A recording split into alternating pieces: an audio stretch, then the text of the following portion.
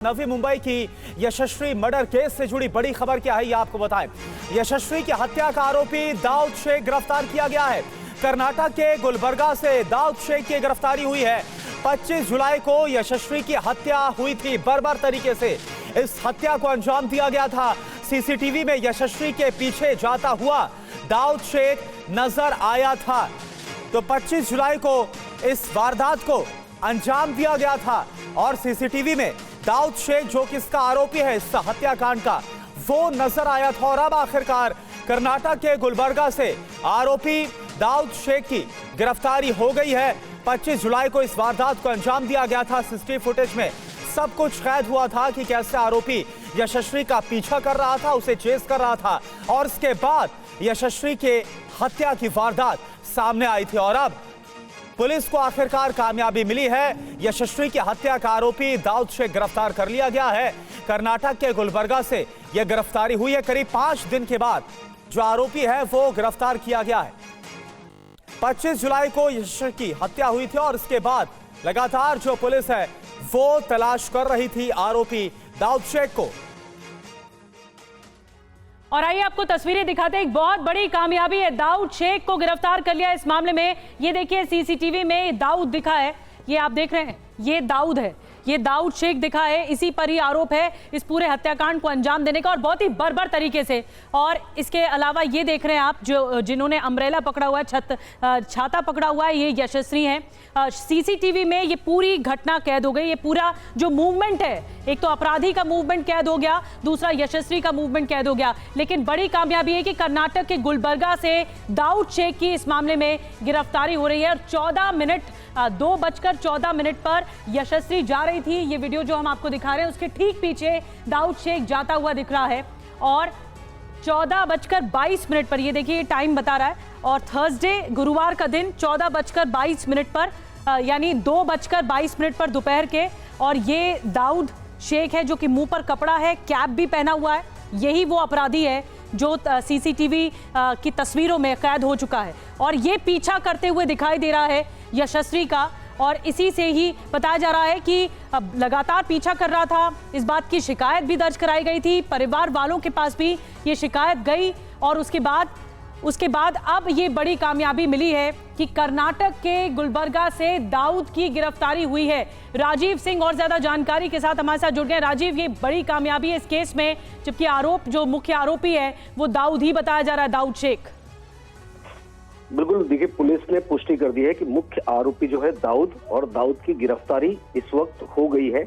उसे नई मुंबई पुलिस ने अपनी कस्टडी में ले लिया है। कर्नाटक के गुलबर्ग स्थित शाहजहांपुर से उसकी गिरफ्तारी की गई है।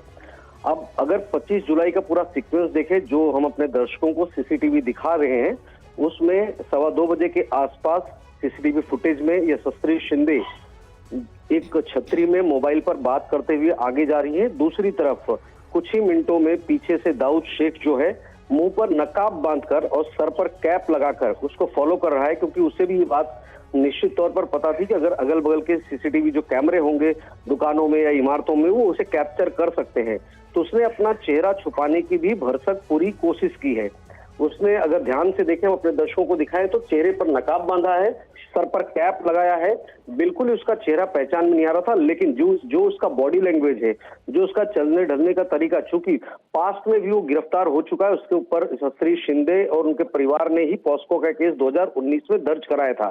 पुलिस ने उस आधार पर उस शख्स को आइडेंटिफाई किया कि वो शख्स जो है वो दाऊद ही है जो फॉलो कर रहा है। साथ साथ में जब सीडीआर निकाला गया तो मोबाइल फोन कॉल डिटेल से पता चला कि वो यशस्वी के संपर्क में था, लगातार उसे फोन करता था, बात करने की कोशिश करता था।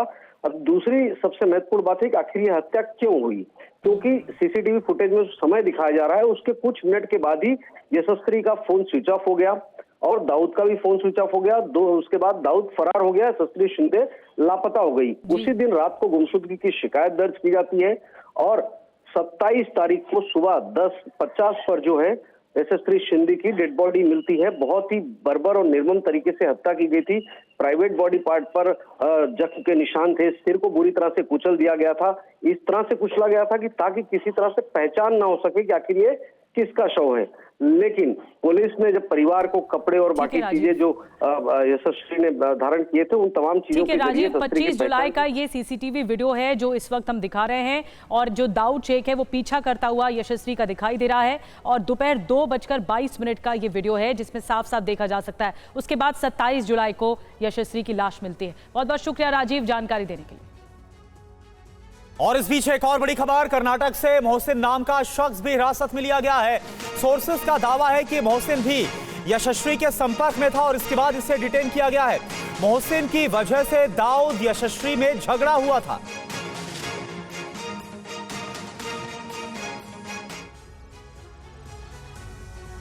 नवी मुंबई में यशश्री हत्याकांड से जुड़ा सीसीटीवी फुटेज सामने आया है। वीडियो 25 जुलाई का है, जब यशश्री अपने सहेली से मिलने निकली थी। ये वही सड़क है जहां से कुछ दूर झाड़ी में उसका शव मिला था। यशश्री के आगे निकलने के ठीक बाद इसी सड़क पर हत्या का आरोपी दाऊद भी नजर आता है। तस्वीर में दाऊद का चेहरा ढका हुआ है और सिर पर टोपी भी है, जिससे साफ है कि वो अपनी पहचान छिपाने की कोशिश कर रहा था। इस फुटेज में यशश्री छतरी लिए हुए है और किसी से फोन पर बात भी करती दिखी है, जिसके बाद यहीं पर उसका फोन भी बंद हो जाता है। यशश्री ने 2019 में दर्ज हुई FIR में भी बताया था कि दाऊद उसका पीछा करता था और उसके साथ अभद्र हरकतें भी करता था। ताज़ा तस्वीर में भी वो यशश्री का पीछा करता दिख रहा है। अब तक जो जांच हुई है उससे आशंका जताई जा रही है कि दाऊद ने बदले की भावना से यशश्री का कत्ल किया है। सूत्रों के मुताबिक 14 सितंबर 2019 को दर्ज केस के बाद वो पिछले 5 साल से नफरत से भरा था और अपनी बेइज्जती का बदला ले लिया होगा।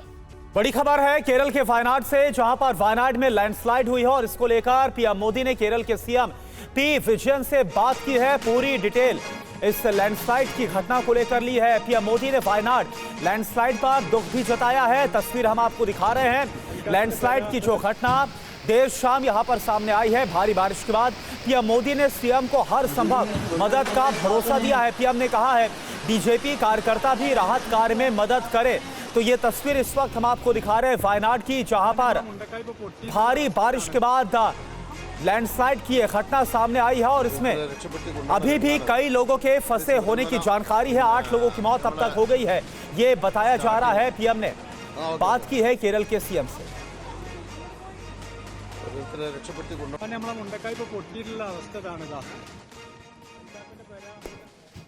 और इस बीच आपको बता दें कि केरल के वायनाड में बारिश के बाद लैंडस्लाइड हुआ और वायनाड में लैंडस्लाइड से भारी तबाही मची है। मलबे में दबने से 8 लोगों की मौत हो गई है। वायनाड में भूस्खलन में सैकड़ों लोग फंस गए हैं।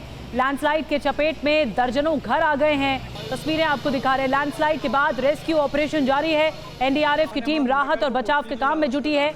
वायनाड में लैंडस्लाइड जो हुआ है उसमें सैकड़ों लोग फंस गए और अब इन्हें रेस्क्यू किया जा रहा है। ये देखिए लैंडस्लाइड की बहुत भयंकर तस्वीरें हैं।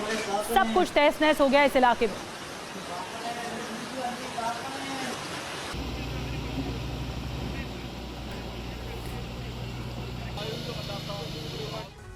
तो केरल के वायनाड में बारिश के बाद कैसे तबाही आ गई, यह हम आपको बताते हैं। पूरी जानकारी ग्राफिक्स के जरिए आपको देख रहे हैं। वायनाड में भीषण बारिश के बीच लैंडस्लाइड की एक घटना हुई है, भूस्खलन हो गया।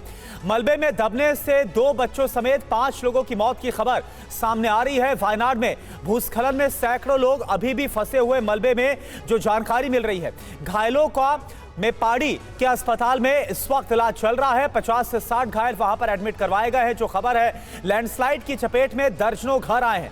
लैंडस्लाइड के बाद रेस्क्यू ऑपरेशन लगातार वहां पर जारी है। NDRF की 2 टीमें राहत और बचाव कार्य में जुटी हुई है और इसके अलावा सेना के हेलीकॉप्टर्स भी रेस्क्यू ऑपरेशन में लगाए गए। केरल के वायनाड में जो तबाही मची है उसके बारे में अभी फिलहाल ताजा अपडेट क्या है रेस्क्यू ऑपरेशन से जुड़ा हुआ विवेक नारायण और ज्यादा जानकारी के लिए हमारे साथ ज्वाइन कर चुके हैं। विवेक, क्या खबर है NDRF की तरफ से, क्या रेस्क्यू ऑपरेशन कहां तक पहुंचा है?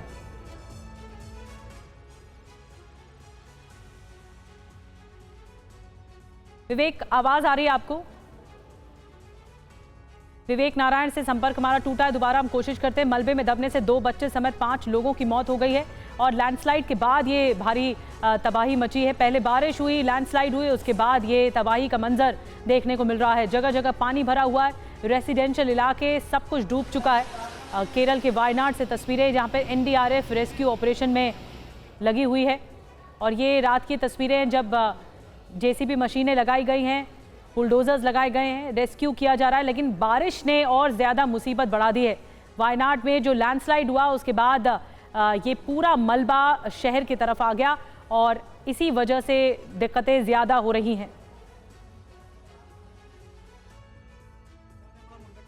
केंद्रीय मंत्री सुरेश गोपी जी हमारे साथ मौजूद हैं, जिनसे प्रधानमंत्री मोदी ने अपडेट लेने के लिए बात की कि इस वक्त कैसा चल रहा है रेस्क्यू ऑपरेशन। सुरेश जी, आप अगर बता पाएं कि इस वक्त हालात बहुत खराब हैं जो तस्वीरों में हम देख रहे हैं लैंडस्लाइड के बाद, अभी रेस्क्यू ऑपरेशन से जुड़ी हुई क्या अपडेट आप तक मिल रहा है? अभी तक मुझे ग्राउंड रिपोर्ट नहीं मिला है। मैंने सवेरे 6:30 बजे कलेक्टर को फोन किया। वो कलेक्टर मैडम वहाँ जा रहे हैं, लेकिन वहाँ पहुँचने की थोड़ी तकलीफ है। एक ही पुल था, वो completely destroyed, and the rescue management team is also finding it very difficult to reach there. मुश्किल है, लेकिन ये तो काम हमें करना पड़ेगा। मैंने सारा जो रिपोर्ट मिला उनसे वो प्राइम मिनिस्टर को डायरेक्ट दिया और उन्होंने फोन किया। बाय दिस टाइम मैं समझता हूँ प्राइम मिनिस्टर जी वहाँ के मुख्यमंत्री श्री पिनराई विजयन जी से बात किया होगा और सिंदूर से 2 हेलीकॉप्टर्स गए, लेकिन लैंडिंग करने की कोशिश करते थे। the wind and the ongoing rain, heavy rain, is not permitting a landing, so I think they are keeping their fingers crossed. The whole disaster team, other local rescue teams are in waiting to get to that place. Access to that place is completely blocked.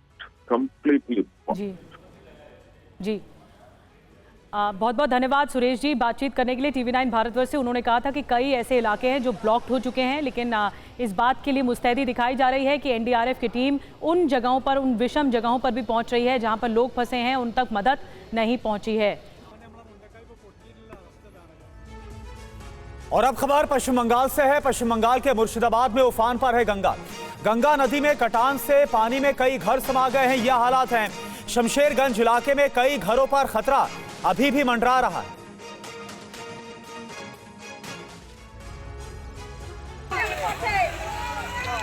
तस्वीरें पश्चिम बंगाल के मुर्शिदाबाद जिले की हैं, जहां गंगा नदी का सबसे उग्र रूप दिखाई दे रहा है। गंगा उफान पर है, तेजी से कटाव हो रहा है। कटाव के बीच कई घर जल समाधि ले रहे हैं। तस्वीरों में देखा जा सकता है कि कैसे ये घर चंद सेकंड में नदी में जा समाया। अब देखिए ये तस्वीर, ये घर भी तट पर कटान की वजह से नदी में जा समाया। देखते देखते गंगा की धारा में विलीन हो गया। घरों के साथ साथ कई पेड़ भी कटान की भेंट चढ़ गए। दरअसल मुर्शिदाबाद के शमशेरगंज इलाके में कई घरों पर खतरा मंडरा रहा है। कहा जा रहा है कि नदी के किनारे 50 से ज्यादा ऐसे घर हैं जो कटान को भेंट चढ़ सकते हैं, और यही वजह है कि लोग अपना सारा सामान लेकर भागते नजर आ रहे हैं। वहीं हिमाचल प्रदेश के कई जिलों में बारिश को लेकर अलर्ट जारी किया गया है, जिसके बाद से प्रशासन इस वक्त चौकन्ना है। 31 जुलाई और 1 अगस्त को हिमाचल के सिरमौर के साथ कांगड़ा जिले के कई हिस्सों के लिए ऑरेंज अलर्ट जारी किया गया है। इसके अलावा राज्य के दूसरे हिस्सों में 2 अगस्त तक मौसम खराब रहने का ही अनुमान है। इस दौरान चंबा, कांगड़ा, किन्नौर, मंडी, सोलन, सिरमौर और शिमला में भारी बारिश का पूर्वानुमान है। अलर्ट के बीच हिमाचल प्रदेश सरकार के साथ स्थानीय प्रशासन ने लोगों से एहतियात बरतने की भी अपील की है। इसी स्पेल के दौरान जो हमारे क्षेत्र हैं, हमारे चंबा है, कांगड़ा, ऊना, बिलासपुर, हमीरपुर, सिरमौर है, सोलन है, और शिमला का जो क्षेत्र है, जो डिस्ट्रिक्ट शिमला और सोलन के आसपास एडजॉइनिंग है, तो संभावना है कि 1-2 स्थानों में भारी बारिश भी हो सकती है। और ये जो एक्टिविटी है 31 जुलाई और 1 अगस्त को ये इंटेंसिटी वाइज और डिस्ट्रीब्यूशन वाइज थोड़ी एक्टिविटी पिकअप करेगी। वहीं मौसम विभाग ने कुल्लू, सोलन, शिमला और किन्नौर जिले के अलग अलग इलाकों में भूस्खलन की भी चेतावनी जारी की है। हिमाचल के साथ साथ उत्तराखंड के भी कई इलाकों में भारी बारिश का अनुमान जताया गया है। झारखंड से खबर है, झारखंड के चक्रधरपुर में ट्रेन पटरी से उतर गई है। ट्रेन हादसे में 3 लोगों की मौत हो गई है, करीब 15 यात्री घायल हो गए। हावड़ा मुंबई मेल के 18 डिब्बे पटरी से उतरे हैं। मालगाड़ी के डिब्बों से टकराने के बाद यह हादसा हुआ। हादसे वाली जगह पर पहले से ही मालगाड़ी के डिब्बे पटरी से उतरे हुए थे और इससे जाकर यह ट्रेन टकरा गई और इसके बाद यह रेल हादसा सामने आया। 3 की मौत, कई घायल। तो ये तस्वीर इस वक्त हम आपको दिखा रहे हैं झारखंड के चक्रधरपुर की, जहां पर हावड़ा मुंबई मेल के 18 डिब्बे डिरेल हो गए। 3 तस्वीर आप देखिए, जानकारी ये सामने आ रही है और ऐसे में सवाल ये है कि क्या एक बड़ी लापरवाही को अंजाम दिया गया, क्योंकि पहले से ही जहां पर हादसा हुआ मालगाड़ी के डिब्बे पटरी से उतरे थे, जिनसे जाकर हावड़ा मुंबई मेल टकराती है और इसके बाद यह हादसा होता है। और झारखंड के चक्रधरपुर में बड़ा ट्रेन हादसा हुआ है। मालगाड़ी से मुंबई हावड़ा मेल टकराई है। चक्रधरपुर में मालगाड़ी पटरी से उतरी हुई थी। हादसे के वक्त डिरेल मालगाड़ी के कई वैगन ट्रैक पर ही थे। मुंबई हावड़ा मेल दूसरे ट्रैक पर आई और मालगाड़ी से टकरा गई। ये भीषण टक्कर हुई और फिर हादसे में हावड़ा मेल के भी 3 डिब्बे पटरी से उतर गए। हादसा झारखंड के राजखसवा बड़ा बांबो के बीच हुआ है। एक्सप्रेस ट्रेन हावड़ा से मुंबई जा रही थी। और चलिए अब बात करते हैं दिल्ली में हुए कोचिंग हादसे की। दिल्ली में जारी है लगातार छात्रों का विरोध प्रदर्शन। दिल्ली कोचिंग हादसे से छात्रों में काफी गुस्सा है, काफी उबाल है और आज भी लगातार ये जो विरोध प्रदर्शन बीते 3 दिनों से जारी है। बीती रात से छात्रों का विरोध प्रदर्शन और तेज हो गया है। राजेंद्र नगर और मुखर्जी नगर में भी बड़ी संख्या में सड़क पर छात्र उतर आए हैं। तो ये तस्वीर आपको ओल्ड राजेंद्र नगर की दिखा रहे हैं। ओल्ड राजेंद्र नगर में छात्र दिन रात धरना प्रदर्शन कर रहे हैं हादसे की बाद से ही। देखिए हमारे संवाददाता पुनीत शर्मा की ये रिपोर्ट। ये देखिए तमाम स्टूडेंट्स हैं यहाँ पर बैठे हुए हैं। दिन रात ये लोग यहीं पर हैं और इंसाफ की मांग कर रहे हैं। तमाम जो पोस्टर्स यहाँ पर लगा गए, श्रद्धांजलि दी जा रही है। स्टूडेंट से बातचीत करते हैं। आखिर ये बताइए, शनिवार से लगातार आप लोग प्रोटेस्ट कर रहे हैं, 10 लाख के मुआवजे का ऐलान किया गया है। सर हमारी कुछ डिमांड्स हैं। बेसिकली अभी तो इंस्टीट्यूट की तरफ से कोई कंपनसेशन अनाउंस नहीं किया गया है। ओके, ये जो कंपनसेशन दिया गया है गवर्नमेंट की तरफ से दिया गया है, ठीक है। जबकि रिस्पॉन्सिबल ये है मेन, ठीक है, इनकी वजह से हुआ। जब इनको पता था कि यहाँ पे वाटर लॉगिंग का इशू होता है तो भाई they have kept open the library. ये बताइए, जहाँ पर भी आप लोग प्रोटेस्ट कर रहे हैं, पटेल नगर, मुखर्जी नगर, हर जगह प्रोटेस्ट शुरू हो चुका है। किस तरीके से आप लोग क्या चाहते हैं? हमारी जो फर्स्ट डिमांड है, ये फर्स्ट इंसिडेंट्स नहीं है। सबसे पहली बात ये है, 2 दिन पहले ही वेस्ट पटेल नगर में हमारे एक फ्रेंड का भी हुआ है, जो इलेक्ट्रिशियन से डेथ हुई है जस्ट बिकॉज कि वो घर से बाहर आया था हवा के लेने के लिए, उसकी डेथ हो जाती है। 4 साल पहले the same not same institute but आसपास की सेम बिल्डिंग में द सेम इंसिडेंट हैपन। तो this is not the first time. ये छात्र इंसाफ की मांग कर रहे हैं और दिल्ली के राजेंद्र नगर और मुखर्जी नगर में रात में भी बड़ी संख्या में छात्र सड़क पर उतरे और विरोध प्रदर्शन किया। श्रेया, तान्या और नेविन की मौत से दिल्ली में प्रतियोगी परीक्षाओं की तैयारी कर रहे दूसरे छात्र बेहद आहत हैं। वे कभी कोचिंग सेंटर्स की लापरवाही को कोसते हैं तो कभी लापरवाह सरकारी सिस्टम को। नीचे गटर कैसे फटा वो बताओ, 2 मिनट के अंदर 12 लीटर पानी कैसे भर गया नीचे वो बताओ। यहाँ पर जो गलती है वो सरासर एमसीडी की है। जो सीवेज की पाइप है उनकी जो डिसल्टिंग वगैरह नहीं होती है। ये तस्वीरें राजेंद्र नगर की हैं, जहां रात में भी छात्रों का हुजूम सड़क पर बैठा है। पुलिस प्रशासन की तरफ से कई दौर की मीटिंग हो चुकी है, कई दौर की बातचीत हो चुकी है, लेकिन जिला प्रशासन की तरफ से दिए गए आश्वासन पर इनकी जो राय है, सहमति है, वो नहीं बन पाई। इनका कहना है कि जो छात्र छात्राओं की मौत हुई है उनमें उनके परिजनों को उचित मुआवजा दिया जाए। दिल्ली के मुखर्जी नगर इलाके में भी कुछ ऐसा ही हाल है। बड़ी संख्या में छात्र विरोध प्रदर्शन कर रहे हैं। ये लोग मृतक छात्रों के परिजनों को उचित मुआवजा और घटना के लिए दोषी अफसरों के खिलाफ एक्शन की मांग कर रहे हैं। और वहीं दिल्ली में ओल्ड राजेंद्र नगर में हुए कोचिंग हादसे पर गृह मंत्रालय ने जांच कमेटी बनाई है। हादसे के कारणों की जांच करेगी ये कमेटी। कमेटी को 30 दिन के अंदर रिपोर्ट देनी होगी।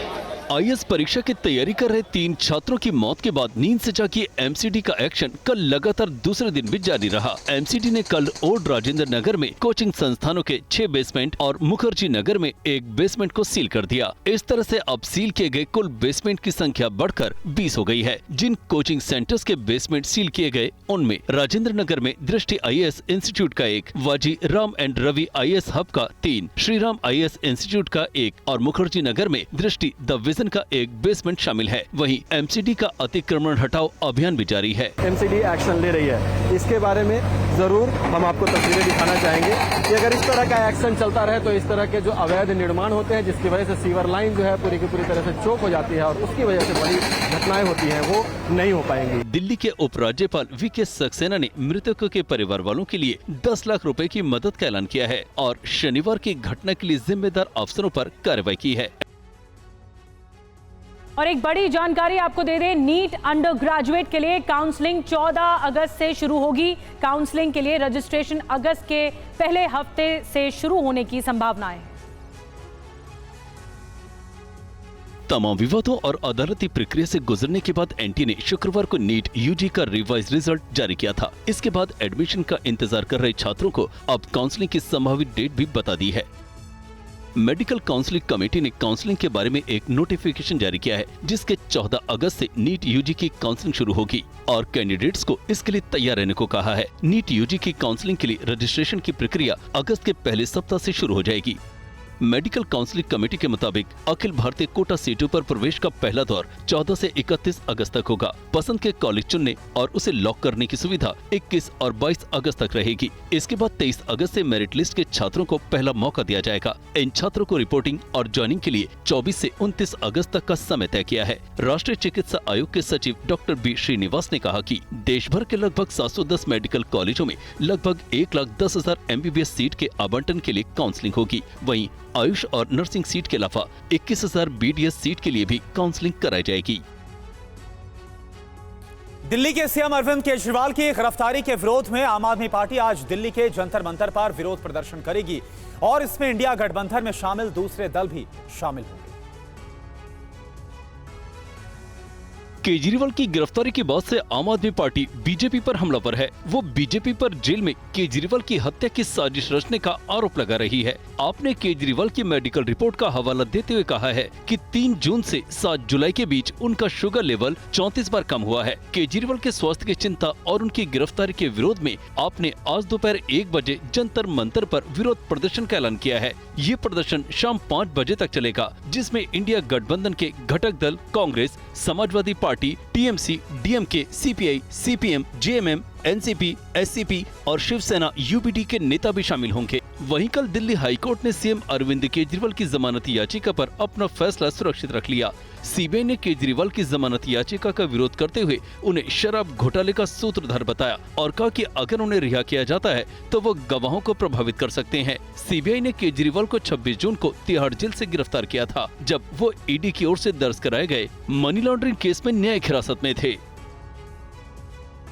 खबर यूपी की सियासत से। यूपी में सीएम और 2 डिप्टी सीएम के बीच सब कुछ ठीक नहीं हुआ है।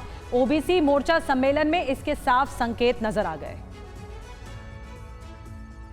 उत्तर प्रदेश सरकार के मुख्यमंत्री उत्तर प्रदेश में बीजेपी के प्रदेश ओबीसी मोर्चा सम्मेलन में सीएम योगी जब मंच पर आ रहे थे, उसी वक्त दोनों डिप्टी सीएम कार्यक्रम से जा रहे थे, लेकिन जाने से पहले केशव मौर्य बहुत कुछ कह गए। 2014 में सरकार थी क्या भाजपा की? बताओ थी क्या? जीते थे कि नहीं जीते थे?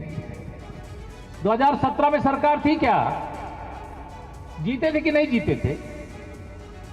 लेकिन जब सरकार नहीं थी तब जीते, और जब सरकार आ गई तो थोड़ा सोचे कि अब तो हम सरकार के बल पे चुनाव नहीं जीता जाता, पार्टी ही लड़ती है, पार्टी ही जीतती है। केशव मौर्य के बाद बारी योगी आदित्यनाथ की थी। उन्होंने मौर्य का नाम लिए बगैर कह दिया कि नौकरी में आरक्षण को लेकर भ्रम फैलाया जा रहा है। क्यों लोग उसमें मौन हो जाते हैं? क्यों नहीं बोलते हैं? इन भर्तियों में ओबीसी समाज के 7 ओबीसी और एससी समाज की 60% भर्ती हुई है, 60% से अधिक भर्ती हुई है। वित्त मंत्री निर्मला सीतारमण आज शाम करीब 4 बजे केंद्रीय बजट पर हुई चर्चा का जवाब देंगी। लोकसभा में नेता प्रतिपक्ष राहुल गांधी ने कल बजट पर हुई चर्चा के दौरान सरकार पर जमकर हमला बोला। हलवा बट रहा है सर। लोकसभा के बजट सत्र में राहुल गांधी ने प्रधानमंत्री नरेंद्र मोदी पर चक्रव्यूह रचने का आरोप लगाया और इसे शिव की बारात के जरिए तोड़ने का भरोसा दिया। महाभारत का हवाला देते हुए राहुल ने क्या कहा, सुनिए। चक्रव्यूह में हजारों लोग होते हैं सर, मगर उसके बिल्कुल सेंटर में 6 लोग कंट्रोल करते हैं। तो जैसे उस टाइम 6 लोग कंट्रोल करते थे, वैसे आज भी 6 लोग कंट्रोल कर रहे हैं। चक्रव्यूह को नरेंद्र मोदी जी, अमित शाह जी, मोहन भगवत जी, अजीत दोवल जी, अंबानी और अदानी जी कंट्रोल कर रहे हैं। राहुल ने कहा कि चक्रव्यूह कमल की तरह दिखता है, जिसे तोड़ने का समय आ गया है। तो ये लड़ाई शिव की बारात और चक्रव्यूह के बीच में है। हम चक्रव्यूह तोड़ते हैं, हम चक्रव्यूह तोड़ने का काम करते हैं। मनरेगा, हरी क्रांति, आजादी, कॉन्स्टिट्यूशन, ये चक्रव्यूह को तोड़ने के काम है। इस बीच संसदीय कार्य मंत्री ने राहुल पर सदन में नियमों का उल्लंघन करने का भी आरोप लगाया। प्रोसीडिंग्स का रूल नहीं मानते हैं आप, स्पीकर को चैलेंज करते हैं आप, आपको नियम मालूम नहीं है। और आइए आगे बढ़ते हैं। कांग्रेस आज अपने नए सांसदों को ट्रेनिंग देगी और ये बताएगी कि जनहित से जुड़े मुद्दों को संसद में कैसे उठाएं। 18वीं लोकसभा में सांसदों के स्वागत के बाद अब नए सांसदों को पार्टी स्तर पर ट्रेनिंग देने का समय आ गया है। कांग्रेस के टिकट से पहली बार जीतकर आए सांसदों को आज ट्रेनिंग दी जाएगी। जवाहर भवन में कांग्रेस सांसदों की होगी ट्रेनिंग। पहली बार चुने गए सांसदों को ट्रेनिंग आज शाम को दी जाएगी। सांसदों को ट्रेनिंग के दौरान नए सांसदों को सदन के नियमों और प्रक्रियाओं सहित कई जानकारियां दी जाती हैं और ये भी बताया जाता है कि इन नियमों का उल्लंघन करने से बचना चाहिए। सांसदों को जनहित के मुद्दे उठाने के साथ साथ सदन की कार्यवाही समझने की भी ट्रेनिंग दी जाती है। सांसदों को ट्रेनिंग के बाद कल यानी 31 जुलाई को कांग्रेस संसदीय दल की बैठक भी तय की गई है, जिसे वरिष्ठ नेता सोनिया गांधी संबोधित करेंगी। बैठक में कांग्रेस बजट और सियासी मुद्दों पर सरकार को घेरने की रणनीति पर भी चर्चा करेगी। संसद के बजट सत्र के दौरान भी कांग्रेस समेत पूरा विपक्ष मोदी सरकार पर हमलावर है। इस बैठक में कांग्रेस के लोकसभा और राज्यसभा के सभी सांसद मौजूद रहेंगे। खबर गोवा से है। आखिर गोवा में होने वाले सनबर्न फेस्टिवल को लेकर क्यों संग्राम मच गया है, रिपोर्ट आप देखिए। गोवा में शुरू होने जा रहे सनबर्न म्यूजिक फेस्टिवल को विपक्ष ने ड्रग्स संस्कृति को बढ़ावा देने वाला त्योहार बताया, जबकि साउथ गोवा के कई ग्राम सभा ने भी फेस्टिवल के खिलाफ मोर्चा खोल दिया है, क्योंकि इस बार फेस्टिवल को नॉर्थ गोवा की जगह साउथ गोवा में कराने की तैयारी है। विवादों में रहे इस फेस्टिवल को लेकर स्थानीय लोगों की अलग राय है। We have seen what has happened in North Goa. They have finished there and now they want to come here to finish the south. And us children, I have my son, or I have many of us have youth. We don't want them to get spoiled with drugs, alcohol, cigarettes. Festival को लेकर सूबे के CM निशाने पर हैं, जिनके खिलाफ कांग्रेस और आम आदमी पार्टी भी लामबंद है। The chief minister still proposes to have sunburn in Goa. I think he'll have to face the consequences of wrath of the people, and probably people will not hesitate this time to come on the street. और monsoon के मौसम में दिल्ली में बीमारियों ने दस्तक देना शुरू कर दिया है। क्या है इसका कारण, देखिए पूरी खबर। दिल्ली एनसीआर में इन दिनों हेपेटाइटिस ए और हेपेटाइटिस ई का खतरा मंडरा रहा है, जो बच्चों और बड़ों को अपनी चपेट में ले रहा है। ऐसे में जानना जरूरी है कि आखिर ये बीमारी कैसे होती है। हेपेटाइटिस ए और हेपेटाइटिस ई वायरस है, जो कि खान पीने की वजह से हो सकता है। तो गर्मियों में और बरसात के मौसम में थोड़ा इन्फेक्शन के चांसेस ज़्यादा रहते हैं, जैसे कि और भी कई बैक्टीरिया के इन्फेक्शन है जो कि ज़्यादा कॉमन होता है। अगर समय रहते इसका पता चल जाए तो इलाज आसानी से हो जाता है। ऐसे में इसके लक्षण को समझना भी जरूरी है। आपको शुरू में भूख नहीं लगनी, उल्टी आना, बुखार आना और आंखें पीली हो जाना, जो कि हमें तब पता चलता है कि जॉन्डिस हो गया। अमूमन जब ये इन्फेक्शन होता है, अधिकतर मरीज 2 से 4 हफ्ते में ठीक हो जाते हैं। डॉक्टर्स के मुताबिक ये दोनों बीमारियां अक्सर बारिश के दिनों में गंदा पानी पीने से होती हैं। तो आपको कोई स्पेसिफिक इलाज नहीं चाहिए होता। अगर बुखार हो रहा है तो पैरासीटामोल का गोली हो गया, उल्टी हो गया तो उल्टी की दवाई। आपको कोई इसमें स्पेसिफिक दवाइयों की ज़रूरत नहीं पड़ती। अब जो दूसरे 2 हेपेटाइटिस हैं, जो हेपेटाइटिस बी और सी की हम बात करें, ये क्रॉनिक इन्फेक्शन का। उत्तर प्रदेश के नोएडा पुलिस ने नशा तस्करी के एक बड़े गिरोह का पर्दाफाश किया है और प्रतिबंधित ई सिगरेट सप्लाई करने वाले तस्कर को गिरफ्तार किया। तस्कर से 15 लाख रुपए का ई सिगरेट भी बरामद किया गया। तस्कर के पास से एक कार भी बरामद की गई। नोएडा सेक्टर 39 थाना पुलिस की ओर से ये कार्रवाई की गई है। पुलिस के मुताबिक गिरफ्तार तस्कर रियाज अहमद उत्तराखंड के खटीमा का रहने वाला है। वो प्रतिबंधित चाइनीज सिगरेट को एनसीआर में अलग अलग लोगों को सप्लाई करता था। उसके खिलाफ पुलिस ने धारा 4-7 इलेक्ट्रॉनिक सिगरेट प्रतिषेध अधिनियम वर्ष 2003 के तहत मामला दर्ज किया है। बताया जा रहा है कि आरोपी अंतर्राष्ट्रीय तस्कर के माध्यम से यूएस से मेड चाइनीज सिगरेट को खरीदता है और फिर एनसीआर में सप्लाई करता था। गाड़ी बरामद हुई है सेक्टर 37 चौकी के द्वारा, जिसमें कई लाख, करीब 8 लाख के आसपास की जो ई सिगरेट है वो बरामद हुई है। अभियुक्त को गिरफ्तार किया गया है, उससे गहन पूछताछ भी की गई है और अभियुक्त को जो जुडिशियल कस्टडी है उसके अंतर्गत भेज दिया गया है। बता दें कि ई सिगरेट एक तरह की electronic nicotine delivery system device है जो शरीर में निकोटिन पहुंचाने का काम करते हैं।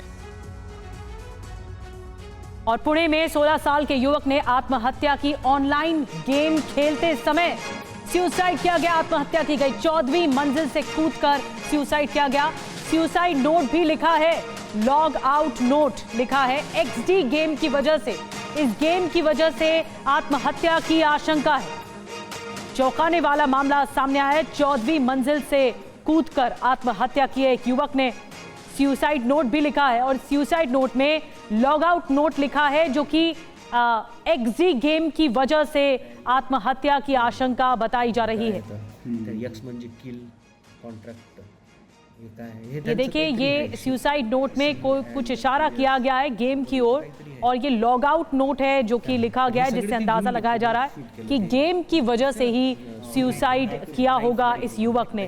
पुलिस इस मामले की तफ्तीश कर रही है, लेकिन ये अलग तरह का मामला, चौंका देने वाला मामला, सनसनीखेज मामला सामने आया है। एक युवक ने आत्महत्या करने से पहले कुछ इस तरह का लॉग आउट नोट लिखा और फिर उसे अब डिकोड किया जा रहा है कि क्या कुछ लिखा है इस युवक ने, और उसके बाद 14वीं मंजिल से कूदकर अपनी जान दे दी।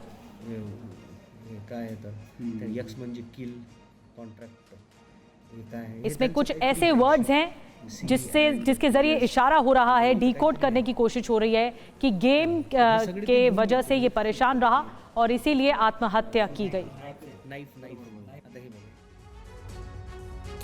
6 घंटे से ज्यादा की मशक्कत के बाद मध्य प्रदेश के सिंगरौली में 100 फीट गहरे बोरवेल में गिरी बच्ची की जान नहीं बचाई जा सकी।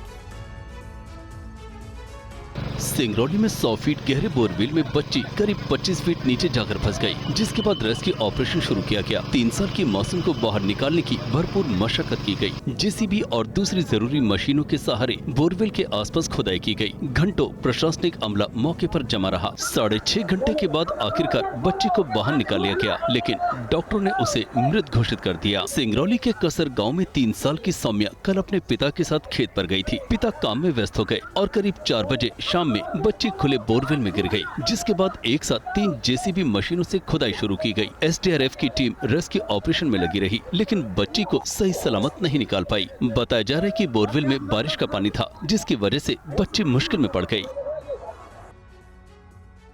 और बिहार के समस्तीपुर से हैरान करने वाली तस्वीरें सामने आई हैं। बीच सड़क पर जीआरपी और डायल 112 टीम आपस में ही भिड़ गई। बीच सड़क पर आपस में लड़ रहे इन लोगों पर आम लोगों की सुरक्षा की जिम्मेदारी है, लेकिन तस्वीरें कुछ और ही बयान कर रही हैं। न शर्म न हया, वर्दी का भी ध्यान नहीं रखा। वजह जानकर और भी हैरानी होगी, क्योंकि जीआरपी और डेल 112 टीम की ये लड़ाई हो रही है शराब और बियर की इन बोतलों के लिए। दरअसल समस्तीपुर में शराब तस्करों को पकड़ने को लेकर जीआरपी और पटोरी थाने की डेल 112 की पुलिस टीम पहुंची थी। 2 शराब तस्कर ट्रेन से उतरकर शराब ले जा रहे थे। पुलिस को देखकर जीआरपी और डेल 112 टीम के सुरक्षा कर्मी आपस में भिड़ गए।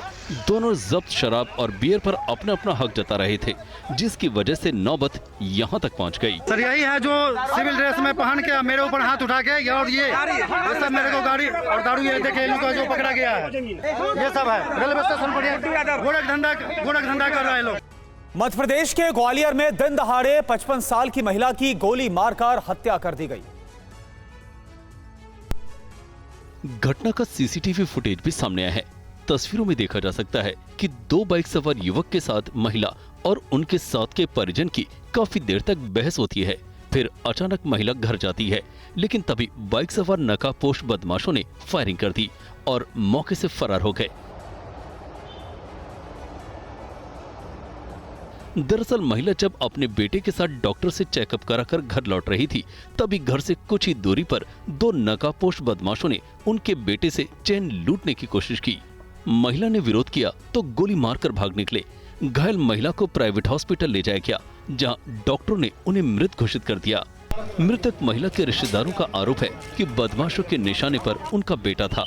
फिलहाल पुलिस आरोपियों की पहचान करने में जुट गई है और कई बिंदु पर जांच कर रही है। सीसीटीवी फुटेज हत्यारों के दोनों के आ गए हैं। अगर जो भी रंजिश होगी, अभी मैं और लोगों से बात करूंगा, परिवार के लोगों से, जो भी रंजिश होगी सब सामने आएगा। और अब बात पेरिस ओलंपिक की कर लेते हैं। पेरिस ओलंपिक में आज एक बार फिर से मेडल पर निशाना लग सकता है।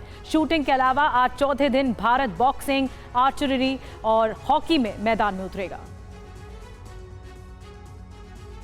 पेरिस ओलंपिक 2024 में अब तक भारतीय टीम ने एक ब्रॉन्ज मेडल जीता है। मनु भाकर ने 10 मीटर एयर पिस्टल इवेंट में ब्रॉन्ज मेडल जीता है। इसके अलावा वो अब सरबजोत सिंह के साथ 10 मीटर एयर पिस्टल मिश्रित इवेंट के ब्रॉन्ज मेडल मैच में भी पहुंच गई है। इस मुकाबले का आयोजन आज होगा।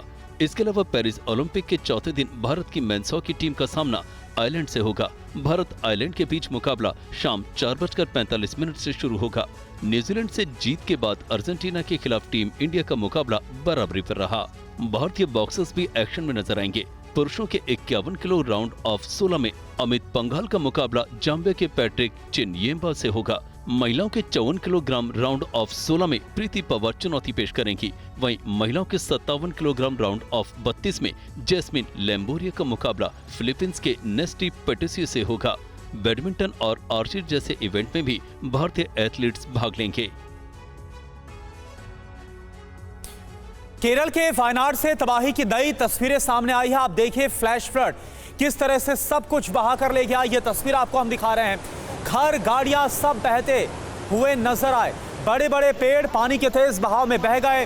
राहत कर्मी मौके पर मौजूद है। राहत और बचाव का काम जारी है।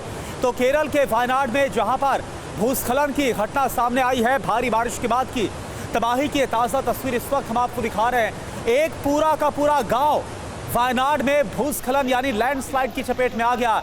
एनडीआरएफ की 2 टीमें इस वक्त वहां पर लगातार रेस्क्यू ऑपरेशन में लगी हुई है।